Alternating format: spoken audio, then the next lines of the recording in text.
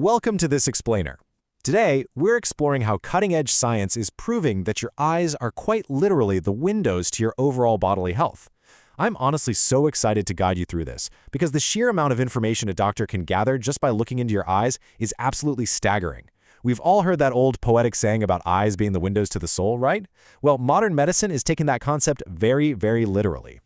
To hook our curiosity right out of the gate, we have to ask, can the patterns, the colors, or the tiny blood vessels in our eyes actually warn us about silent killers lurking in our bodies?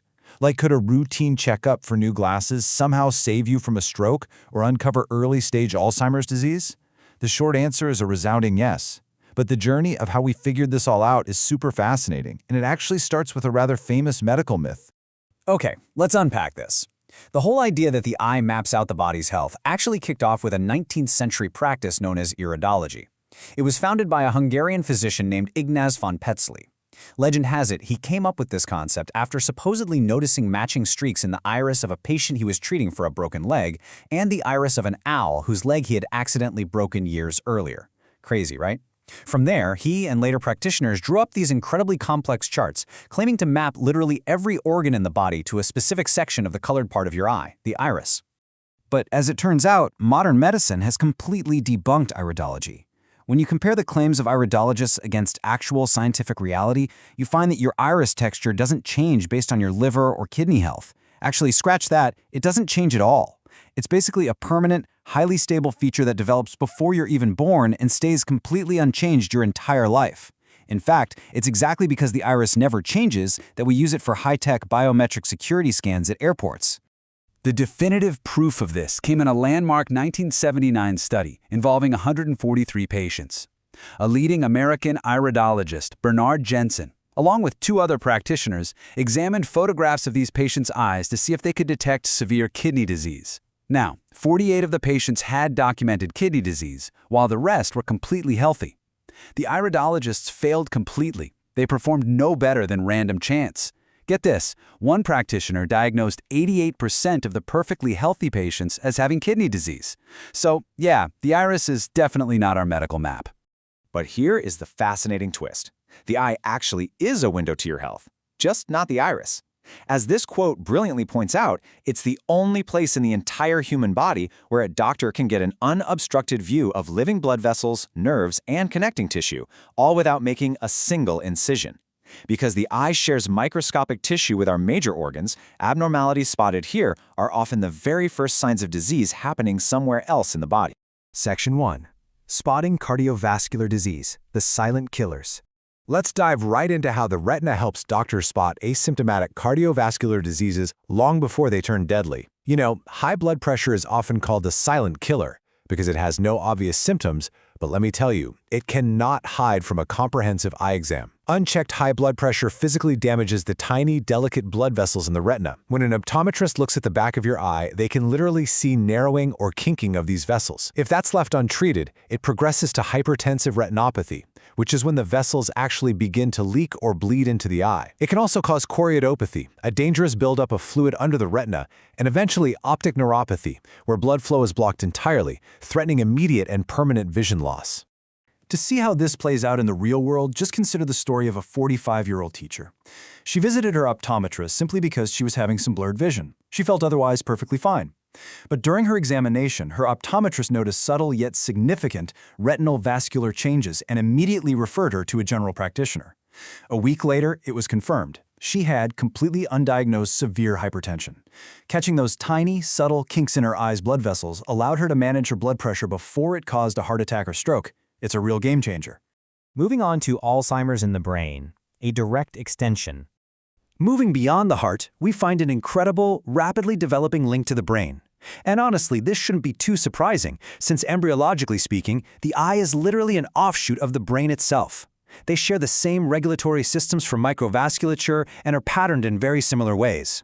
Because of this direct, physical connection, modern imaging techniques are absolutely revolutionizing neurology. As Dr. Carol Y. Chung points out, the retina exists as an extension of the central nervous system. Researchers are now using retinal blood vessels as surrogate biomarkers to non-invasively detect early-stage Alzheimer's disease, sometimes years before any profound memory loss even occurs. Just take a look at the dramatic difference between a healthy brain and one suffering from Alzheimer's. What we're looking at here are specialized high-resolution scans called OCTA. On the top row, you have the eye of a patient with Alzheimer's disease. On the bottom row is a healthy, age-matched control.